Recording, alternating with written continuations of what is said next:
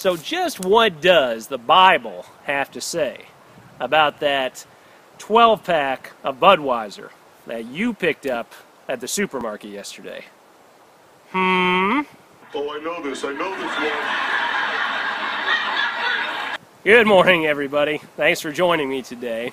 Now, even though alcohol back in biblical times wasn't exactly what it is today, it was still a very popular beverage, which is why the Bible actually has quite a lot to say on this subject. But if you truly want to know what the Bible says about the consumption of alcohol, then you can't just read one verse that might contain the word wine and then just assume that you've got it all figured out. Why not? Because there are several passages of Scripture that deal with this subject that, when taken as a whole, do give us a very clear picture of just how God feels about alcohol use and alcohol abuse. Now, that being said, if you are watching this video, I would encourage you to watch it from beginning to end so that you get the whole picture of what the Bible has to say and not just a small portion of it. And as always, I would encourage you to do your own study of the Scriptures. But based on my study, let's start to dig into that burning question. Is drinking alcohol a sin?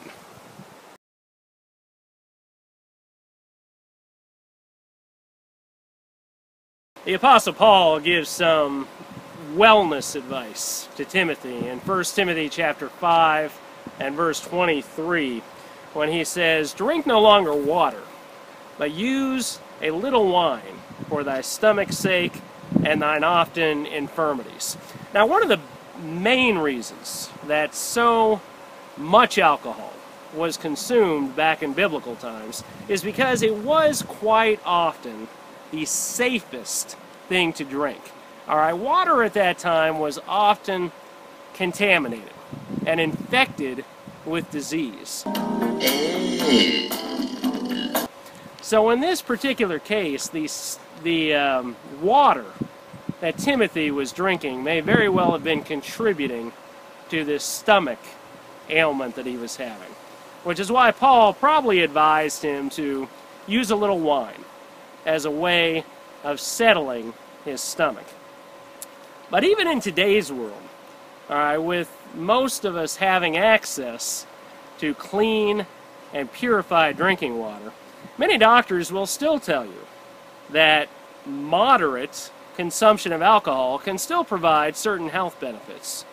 Now, if you were to do an online search of the benefits of alcohol, then you would see that, based on medical studies, alcohol in small amounts can help with everything from lowering your risk of heart disease to even helping with things like brain function and reducing your chances of getting things like Alzheimer's or dementia. But aside from medicinal purposes, which is really not why most people drink alcohol anyway, what else does the Bible have to say on this subject? Well, if we look at the book of Psalms, chapter 104, all right, the psalmist here is thanking and praising God for some of his most wonderful gifts.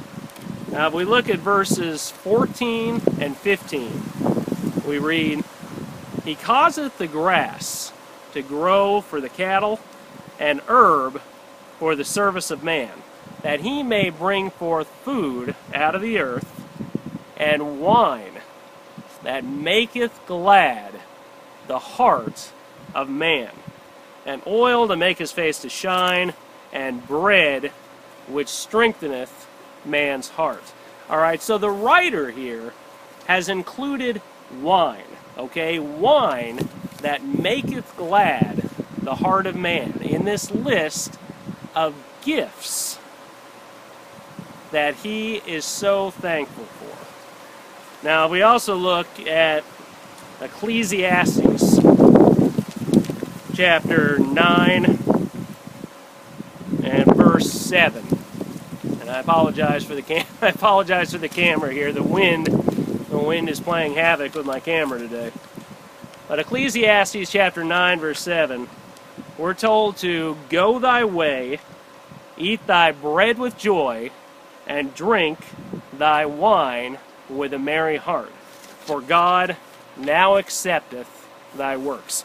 Now, when we take these types of verses and then take into account the fact that Jesus' first miracle was the turning of water into wine at the wedding feast in Cana, this leads me, in my study, to believe that alcohol is a gift. Alright? It is a gift from God. The problem, though, is what we as human beings tend to do so many times with the gifts God has given us. Alright? Every gift that God gives us is meant to be used in a specific way.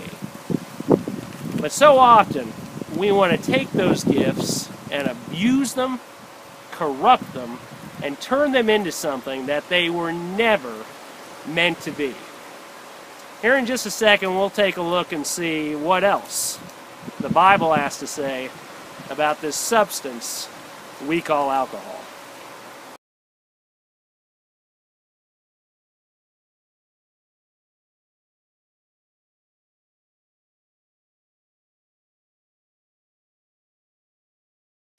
Alright, so if alcohol is truly a gift from God, then you should feel free to go pull that entire 12-pack of Bud out of the fridge, sit yourself down on the couch, and have an all-you-can-drink buffet.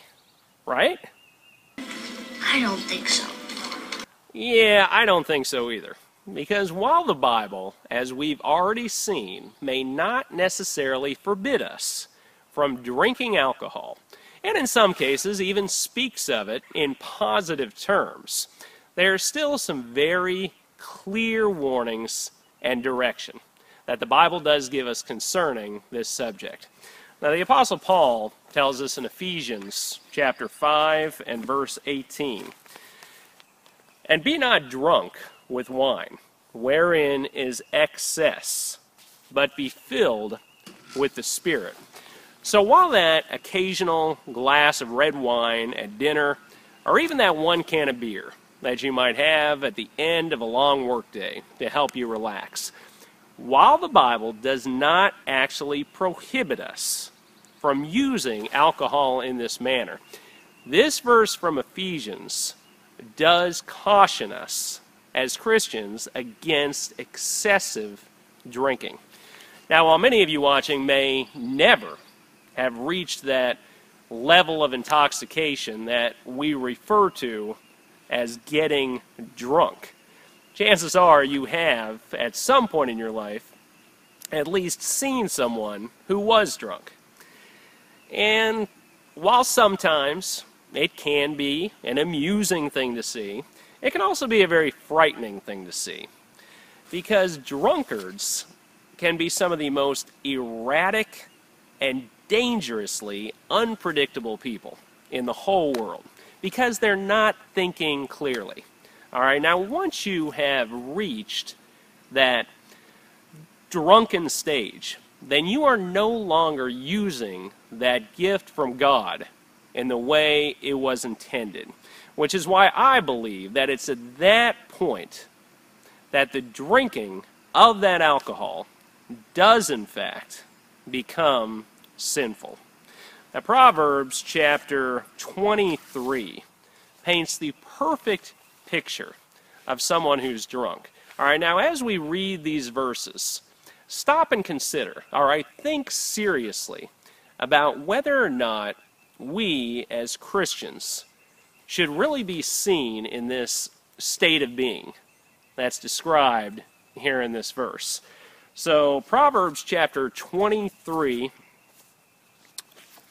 and we're going to be reading verses 29 and 30.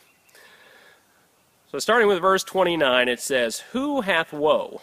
Who hath sorrow? Who hath contentions? Who hath babbling? Who hath wounds without cause? Who hath redness of eyes?" And here's the answer in verse number 30. "They that tarry long at the wine." This is the perfect description of your typical drunk, okay? The sorrow, the depression. It mentions here their contentions, all right? This means their tendency to become overly argumentative and to just want to fight with everyone around them. And as most of us know, a lot of people, when they drink too much, don't just become argumentative, but in many cases, they become violent as well. Many different types of crimes, such as aggravated assault, sexual assault, child abuse. The perpetrators of these types of crimes are quite often found to have an excessive amount of alcohol in their system.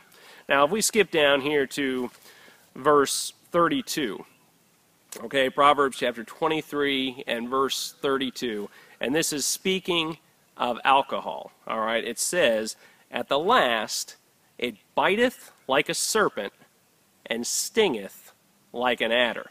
So this verse is warning us that the end result of that drunken behavior is not going to be a good one, all right? Many times you're not only going to end up affecting yourself in a negative way, but you're also going to affect and become a burden upon those around you as well. So while the Bible may not specifically tell us that we can't drink, I think it is very clear in telling us that if we do choose to drink, that we should do so in moderation and not in a way that will hinder our Christian witness towards others.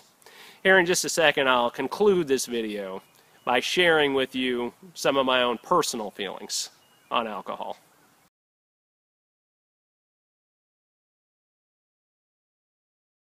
So some of you may be wondering, what's in my refrigerator? Dr. Beckman, you've come all this way. Would you like to check the refrigerator? I mean, am I someone who really even has a right to speak on a subject like this? Or am I just some hypocrite that has a huge wine cellar down in my basement? Okay, fair enough question. And I can honestly tell you that there are no alcoholic beverages in my home. Now, there might be some NyQuil cold medicine or a bottle of vanilla extract in the kitchen. But if I do use these things, then I always use them in the exact way that either the packaging or the recipe suggests. Now, this is not to say that I've never had a drink.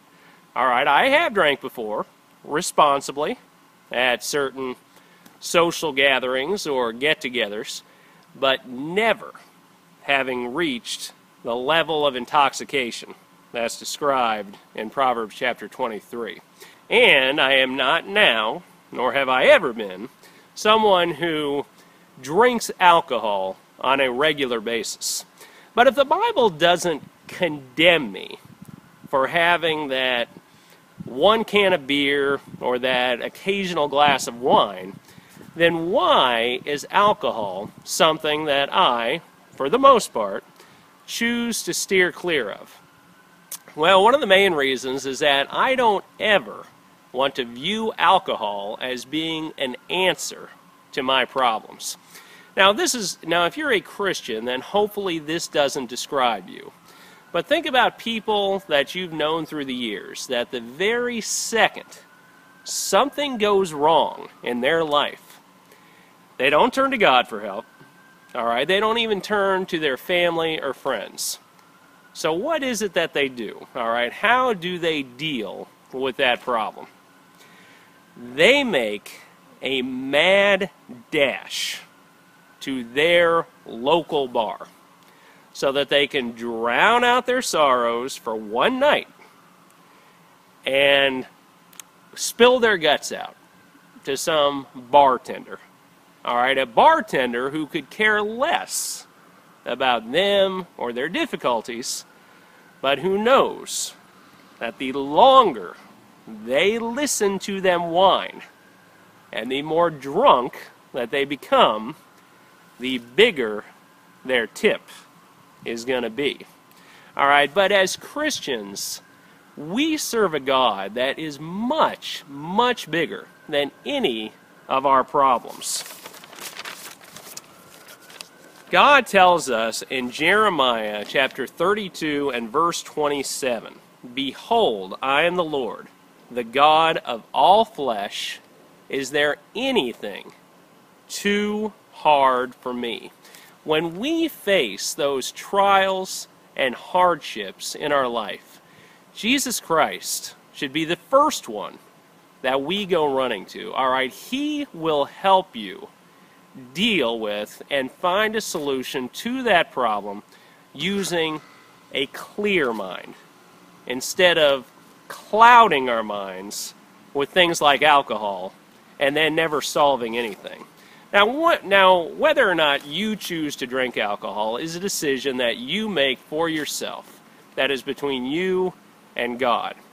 But as Christians, we should always seek God's will in our life and try to live our lives in a way that is pleasing to Him. So if you're someone who drinks alcohol and you're not quite sure if you're using that gift from God in a way that He intended, then go to Him in prayer about it. And as always, see what His Word has to say about it.